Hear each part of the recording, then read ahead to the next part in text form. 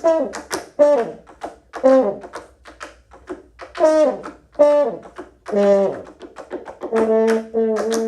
off, Austin native Kelly Chappell, he has been, I don't even know if I said that right. Is it Chappell or Chappell or Chappell? There we go. I know him really well. He's the co-owner and operator of Intergalactic Productions, best known in first venture, which was Galaxy Cafe. He's also a co-owner at Top Notch. He moved away briefly a couple of times, but he has settled back into Austin and began his career here working within another chain that we kind of know and love, I believe, Chuy's. So he's had 38 years in the restaurant business, and 23 of those have been as an owner. He's really created a lasting presence here in the Austin restaurant scene, but I also really love how much he's just a part of the communities that he lives in. I don't know if he's going to talk about this, but he dipped his toe into school board and politics. He actually knows rules about neighborhood height limits on buildings and why things are happening the way they're happening. And gosh, I just imagine his head is just swimming with information that's useless.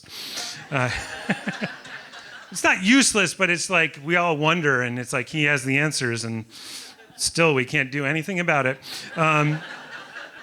But he's an avid traveler. He spent nearly 36 months of his life living abroad. And that's his plan. He's going to one day retire from this Austin restaurant scene and split his time between here and Mexico. He's got two lovely girls that he proudly parents.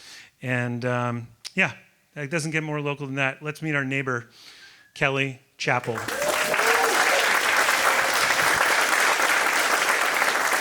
Your one business lesson of the day. I met this salesman. He didn't know he's a salesman, but he flattered me. He stroked my ego. He acted interested in what I had to say, and now I'm here. So there's your sales guy. That's it. Yeah. So honestly, I didn't know. I'd heard of this. I didn't know it existed.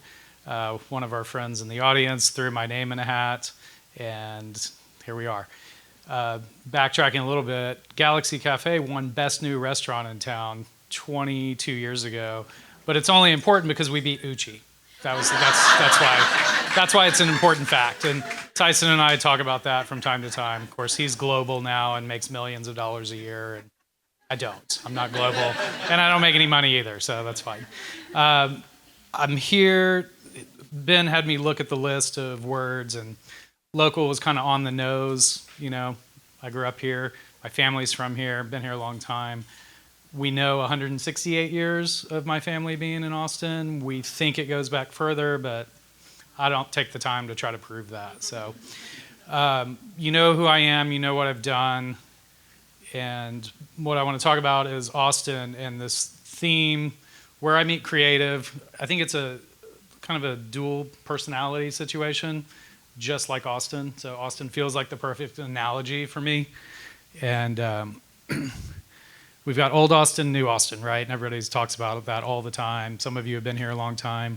We can talk about 2007. I think that's the breaking point in my experience in Austin of when it changed. But if you talk to my grandparents, it was like 1958. If you, I'm going to go ahead and skip to one of my facts for later. Does anybody seen the bumper sticker or the shirt that says Austin, population full? Okay. Do you know when that was made? Anybody know who made it or when it was made? 1974 by Eddie Wilson, who is famous for Threadgills, and he bought the Armadillo World headquarters. So in 1974, Eddie declared that this town is fucking over. So, all right. So to my point, I wasn't here. I was here in 74, but I wasn't experiencing Austin at all. So my 50-something years in town, it was definitely not over in 1974 when Eddie thought so. He went on to do crazy things. He would love to tell you about it for about 12 hours at a time. He's a talker more than me. But so we have this like push-pull of old Austin, new Austin. It's not new, all right? We're going to go back to my family 168 years ago. They were developers. They were entrepreneurs. 3 brothers moved here. Railroad captain, grocery store, saloon, brothel, right? So that's the old things. The train station is in the same place it's always been. I don't know if you know where that is, downtown behind the YMCA. Their house was on Bowie Street. Tiniest bar in Texas is in the yard now, right there. And then they had a grocery store, which is now a barbecue restaurant, but I don't speak that name. No. There's a barbecue restaurant there. And then their saloon was, I don't know if Paradise is still a bar, but where Paradise was on 6th Street was the family saloon. And upstairs, there was an apartment, and that was the brothel back in the old days. So there's going to be a point to all of this at some point in here. But so I grew up here. I didn't know any of that. So let's go back to the 70s, early 80s. Someone convinced me to watch a TV show, and it was about a bunch of kids riding around on BMX bikes and hanging out, going from house to house. And that was my life. Like, that was spot on. I was the target audience. And that's all we did. We played Dungeons and Dragons, and we rode bikes, and we got into a lot of trouble. We always looked for empty houses to hang out in. That was what we did. Fast forward a little bit, mid-80s, we discovered skateboarding. My life went on that trajectory. So the old Austin I know is basically where were the ramps, where were the ditches, where were the houses, like total underground punk rock shows that happened in abandoned houses, that kind of thing. So if you had another Austin up here, they would have a whole different story than I do. Also, to the point of old Austin, new Austin, there's a lot of stories here. So we did that. I didn't know what neighborhoods were called. I didn't know anything other than how to get on the bus to get to the next ramp, or the university had free buses. We called them the Unibus, and you weren't supposed to ride it if you weren't a student, but we did, and we rode them all around. We could always get back to campus if we saw a white bus with the orange bird on it, like we knew where we were going. So, and then go through that. I graduated high school in 91. I didn't leave. I went to UT, and then ACC, then UT, then ACC. And I did that for 5 years. And I went back and forth, and I was a liberal arts major, a photography major, a fine arts major, and finally a business major. And that's where the story of my life started. I had 18 hours left, and I dropped out of UT. And there's a bigger story to that. We'll have to go back. You have to understand who I was and where I came from. My parents were Catholic and Southern Baptist. Don't get along. Super wealthy, super poor. Back in the old days in Austin, 15th Street, which is Infield Road, was more of a dividing line than, say, the train tracks. So mom on one side, dad on the other side. So we have these two completely different people getting together, having kids, getting divorced, doing that. But what I find super interesting is they were both CPAs. And when you think about a CPA, you think about a boring numbers, pencil pusher thing, and I agree with you. But there's a very different world in there. So one of my parents is an auditor and keeps you doing things by the book. The other one's very creative, right? And so my best example of that is there was this guy that you've heard of probably. His name was Willie Nelson. And if you're around in the 80s, he had TV commercials for the IRS tapes. So you could buy IRS tapes. Or you could buy his collection, and all the money went to pay off his IRS bill, right? So he was with one of my parents' firm before that. Coincidentally, he moved to a more legitimate firm, which is my other parents' firm, and still with them today. He does all their Montessori schools and all the stuff. And so the point is even in that world of the CPAs, totally different spectrums. I can talk to you at a different time about the difference between Catholics and Southern Baptists, like all totally different, right? From the outside, it's still Christians or it's still CPAs, whatever the label you're going to put on it, but it's very different. So that's where I came from, like split apart, dual personality, dual ideas. So now you've got this businessman standing here, but I don't consider myself a businessman. I consider myself an idea guy, creative. I would love to help develop something, but I don't want to work anymore. So there's something in there interesting, maybe not. So let's go back to Austin. So in the 90s, I took a job at a restaurant that was already failing in the first 3 months. And I came in and took over the kitchen and helped them, and it was called Shady Grove. And so I see a few people who are from Austin know what that is. So I worked there think about your life. I was 19 when I started, and I was 31 when I left. So all of those in like formative years in Austin. So I'm living in the 90s in Austin, Texas, and making almost as much money as I'm making now because I was bartending at the place, right? And so I got to travel, I got to go out, experience everything Austin had, okay? So that's another fact. We're gonna go backwards. I dropped out of UT, right? So I'm sitting in an auditorium 10 times this big. I don't know if anyone's ever gone to a class at UT, but most of them were auditoriums. It's horrible. And I remember sitting there and looking to my left, looking to my right, looking 20 yards away at the professor writing on the chalkboard. I'm like, what am I fucking doing? And like, sorry, is this on TV? I don't know. And I remember this girl next to me, she's wearing like a pencil skirt and high heels and has a briefcase. And this other guy has whatever form of brother word processor that you could carry around back then. And he's wearing a suit. And I'm sitting there and I was probably high. That was pretty much how I went to those classes. And I was in accounting class, and it's all handwritten, like you're doing entries, journal entries, and it was awful. And I sat there thinking, I have to take 18 more hours of accounting and finance to get my degree. And I left that class, and I never went back. And the way I told my father, who was paying for all of this, and I was still very much under my father's thumb at the point, I bought a plane ticket from Austin to London, and 4 months later, it was home from Cairo. And so I had this book of all these paper tickets with layovers and things, and I had no idea what I was doing, and I showed him that ticket, and he looked at the dates. He's like, calendar-wise, what, aren't you missing some school? I'm like, yeah, I'm not going back. So that's how I broke it to my dad that I was dropping out of college. And I had never been anywhere. Like, I've been to Port Aransas, and we walked across the bridge, it's from South Padre into Mexico. Like, I had never done anything. But I was working at Shady Grove, and all the sorority girl trips were all happening all around me. Like, 10 girls with backpacks were going to Europe. And I was like, how do you do that? And so I got a little bit of advice, and then I threw it all out the window when I got there. I didn't want to travel like that. So that started the travel bug. And so now you've got this kid who dropped out of college with 18 hours left. All my friends already had jobs, all the people I grew up with, but they're all working at whatever.com, because it was the .com explosion. And so they would come in to Shady Grove and see me, and they're like branded jackets and Nikes with blah, blah, blah sewn on them. I was like, that's so cool, you get all this swag. And they're like, our lives suck. And they would watch how much money I was making, and they were like, you make more than us. I was like, yeah, I make like 4 times as much money as you guys do. And I don't have a degree and all this and that. Then the .coms bombed, and they all came to work for me. I was their manager.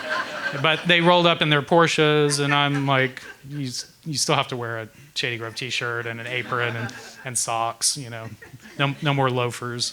So I'm just trying to give you a picture of who I was at this time. And then you're in the 90s, and my hair was down to my butt, and I wore flannel shirts and all the typical stuff. But Austin was insanely fun back then, like pre-South by Southwest, all these things. And if you've been here a long time, you know, and you have opinions on it, and that's fine. Everybody should have an opinion. I don't care. But so we would go to all these places, and my favorite place in particular dates back to when I was about 13, 14. We would go to Liberty Lunch, right? And so it's this old famous venue. Saw everyone there. Like, if you name a band that came through Austin, they played there. Back then, I thought the Red Hot Chili Peppers were cool, and they were naked on stage, just wearing socks. I don't know if you've ever seen that. And I'm like 13 or 14. So we went there all the time, like all the time. We didn't have to pay. The door people knew us. We would put our skateboards behind the bar. We would hang out. They didn't let us drink in there or anything. That was out in the parking lot. But so we hung out there, and then our other favorite venue was called the Ritz. The Ritz is still standing. It's a comedy club now, I guess. So that was a punk rock venue back then. And my first great memory there was Big Boys and Dead Kennedys. Punk rock bands were playing, but we were too young to get in. So my friend knew what to do. So we go in the alley, and we climb up the fire escape. We get on the roof, and there's a ventilation fan, and it's moving slowly, but it was like a movie. We put a skateboard in it, stopped the fan. We all jumped through, pulled the board out, climbed down, got on the balcony, jumped off the balcony, onto, and our older brothers and friends caught us. And so now we're like little kids with skateboards in a punk rock show. And so things kind of went off track after that point. But so there we go. We hung out at the Ritz from the time I was in 8th grade. I have an 8th grader, and I cannot imagine her skating downtown and going to a punk rock show and doing all that and all the other things that we did. So all this happens. I get a little older, and I start learning about my family, and I didn't know anything about it. I didn't know we had a legacy in town. And my mom's like, "Oh yeah, we're Schneiders," and I'm like, "Okay, what does that mean?" She's like, "Oh well, Liberty Lunch is part of the stables of the Schneider grocery store." And I was like, "Oh." She's like, and the Ritz is where my grandmother saw her first movie. So we have Liberty Lunch, where I spent most of my time, out. And then we have the Ritz, where I spent time over the years. One was my grandmother's movie theater when she was a kid. One my grandmother's family actually owned, and all that property. And they had stables across the street. Like if you walk out of the grocery store, there was stables there, warehouses, all these things. And so I'm like, this is really kind of fascinating. Like I'm hanging out in all these places that I didn't know. And my grandmother's like, "Oh yeah, we sold most of that property. The family split up. My grandmother didn't talk to her cousins. It's all a mess." Turns out I went to Austin High with 10 or 12 cousins that I didn't know. And we all figured that out in our 20s. So I've got this history. I've got my own version of Austin going on, and I had no idea how it tied back to my family and what was really going on there. I'm going to have to speed all of these thoughts up. We could talk for 4 hours about this stuff. So I have this duality of old Austin, new Austin, my brain, my left brain, my right brain, all of this. I want to be in business because I got to be practical, but I want it to be fun. I get compliments all the time I had one last week or 2 weeks ago. One of my employees at Top Notch, coworker, sorry. He's like, "I've never worked in a restaurant. I never thought I could enjoy selling food over a cash register." And I was like, "But you do?" And he's like, "Yeah, it's great because it's not really a restaurant. It's really a community center. It's like you're always having events. You're always having people in here." In the last month, we had 2 couples do their engagement photos, unrelated. We've had two or three weddings there. It's this place, and I didn't create that one. I bought it, but I grew up eating there. So when I heard Top Notch was on the ropes, I convinced my business partners. It's like, we're going to round out our portfolio, go from healthy food to fried chicken, burgers, French fries. But we brought back, I started car shows. I kind of amped up the Dazed and Confused and Varsity Blues story. The old family hated it. They didn't agree with the subculture that Dazed and Confused was. So all these things. So trying to make my business into my community and my world that I want to be a part of. All right. So that's where we end up. Now we're going back to old Austin. And then I started learning about my family, the Schneiders, and basically they were selling horses, pigs, grain, everything in a grocery store. They were selling booze, and they were selling sex upstairs. So and then also they were buying up land past Rosedale, Crestview area, and they were building houses and developing. So you got this original family that's been here. And we do think we date back to the old 300, but there's name discrepancies. So point of that is the developers have always been here, and everything's always been growing. People have always, like I said, my grandmother thought Austin was ruined when she was a kid. And so it's this continuing story. And what it is to me is the struggle between what do we remember as being great and what is actually great, and how do we create our space in there, and how do we find our people.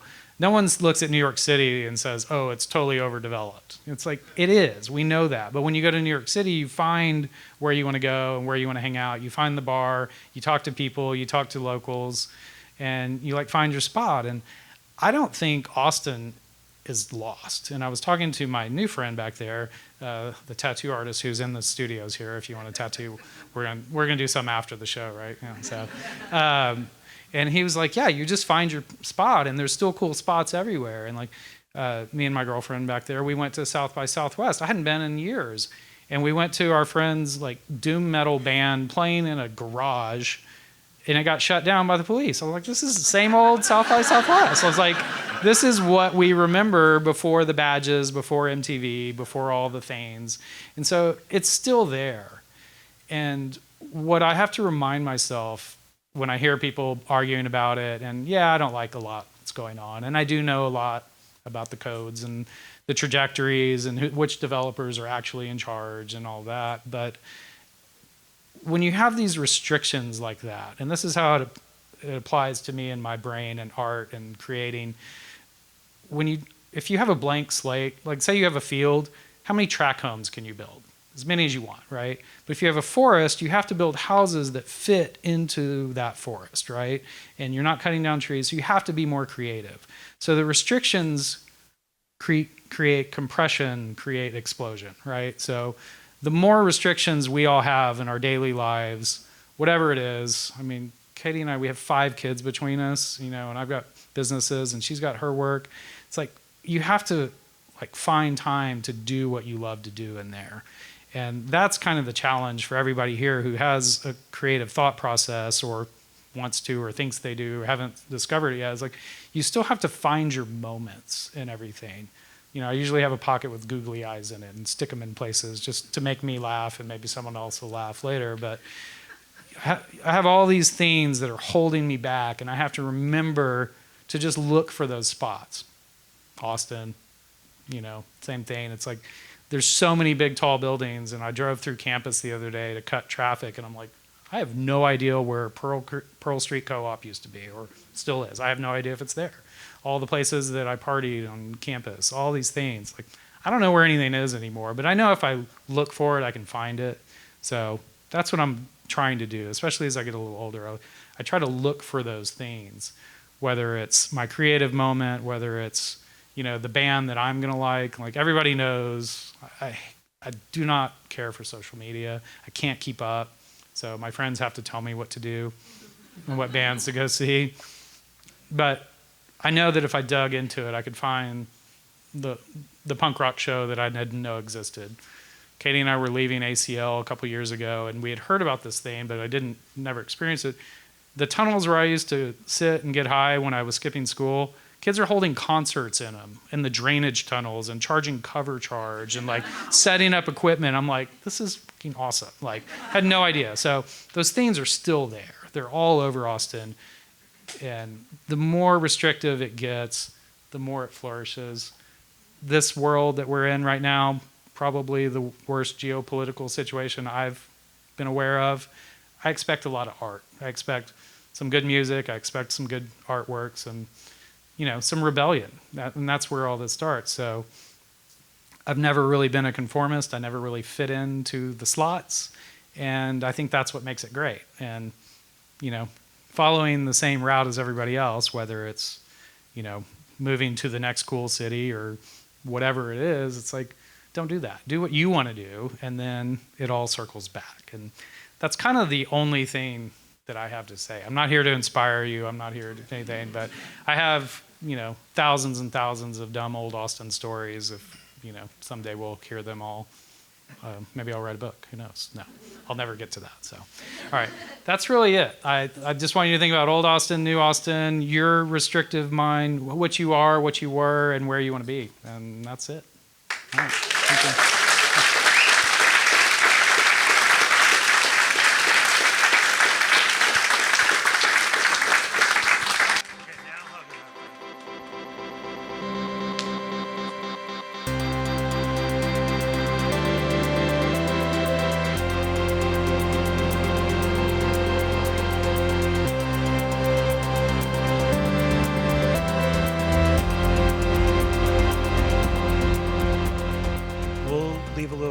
For some Q&A.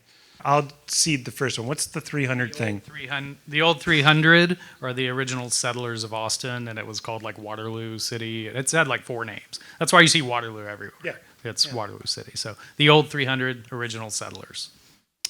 Only 300. And they had a bumper sticker that said full. Your questions. I see a question right here. repeat the question. Where do I hang out the most now?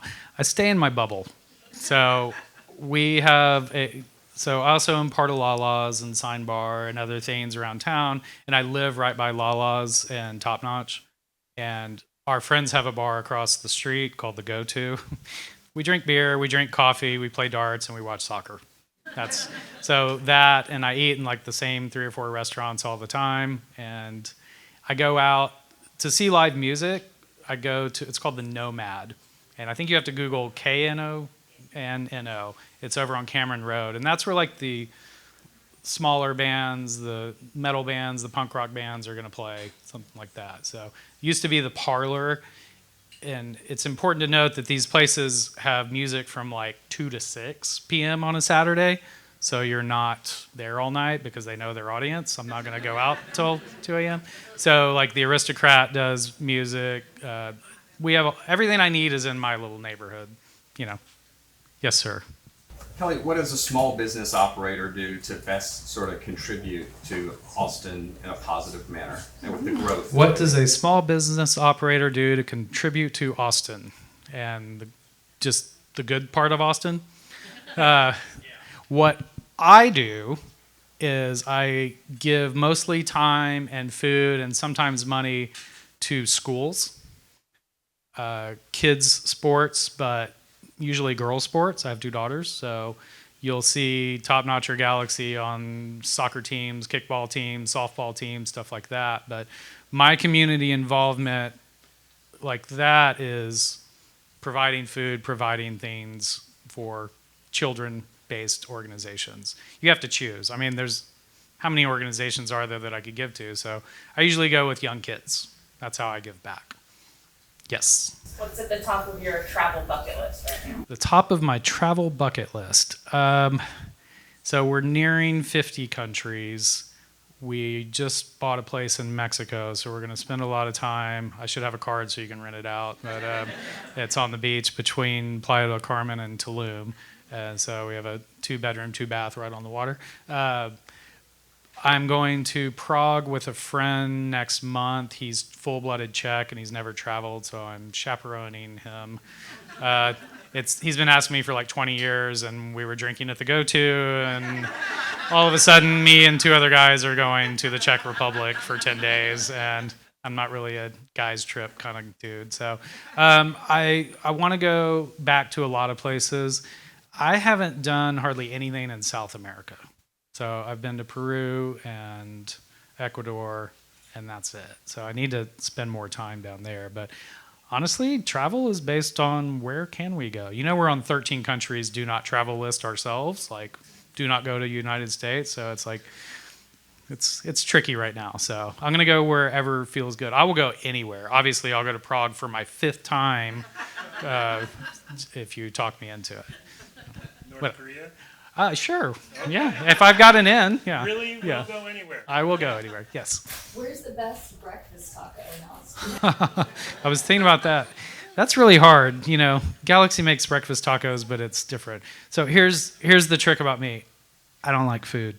I'm over it, and I'm over this best. And I'm not trying to pick on you, but the word best, I can't do it anymore because best sushi, best taco, best enchilada.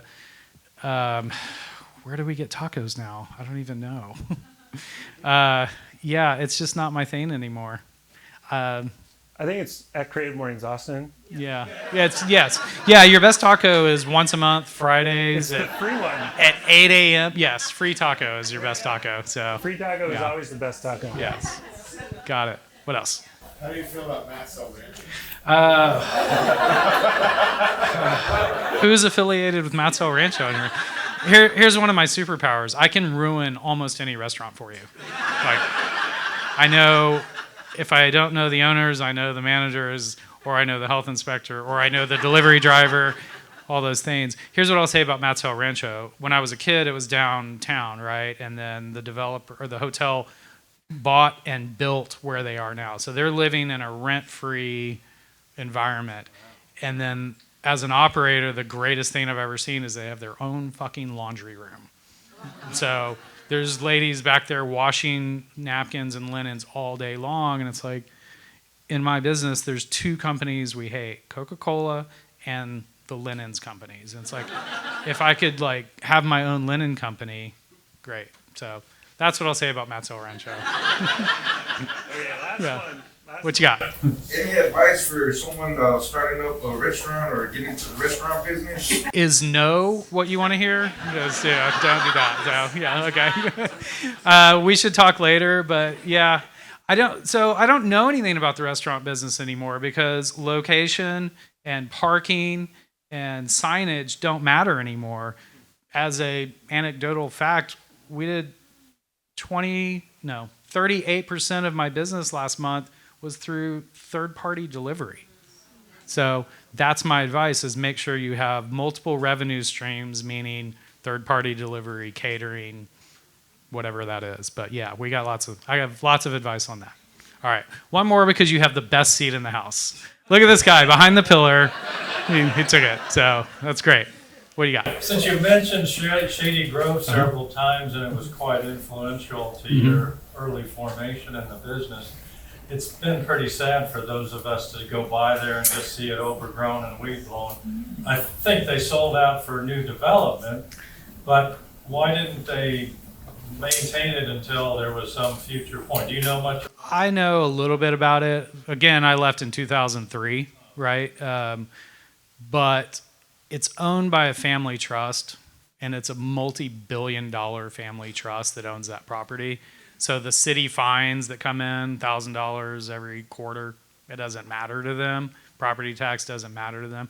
I don't know what's going on there. I've tried to steer a few people towards it. I gave up. I'm out of politics. I'm out of school. I'm out of zoning.